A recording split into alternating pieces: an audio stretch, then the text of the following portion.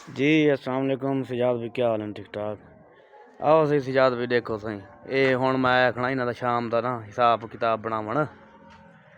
देखन। ये तेरा रत्ता ट्राला ही ते ये मेरा रत्ता ट्राला ही देखदा मैं ते ये तेरा छोटा ही ये छोटा ही भी देखदा मैं ये तेरा यार काला ही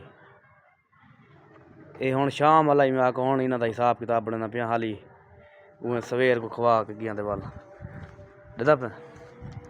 ते तेरा यार चिट्टा ही हुण इहदे च फर्क तैं खुद मेरे को दसना कोई पे क्या नहीं पिया ठीक है देख गया ये हाली मैं कुक्खां विच कीती खड़नी ये हुण इन्हां दा शाम दा हिसाबा किताबा बनांदे पे देखदा मैं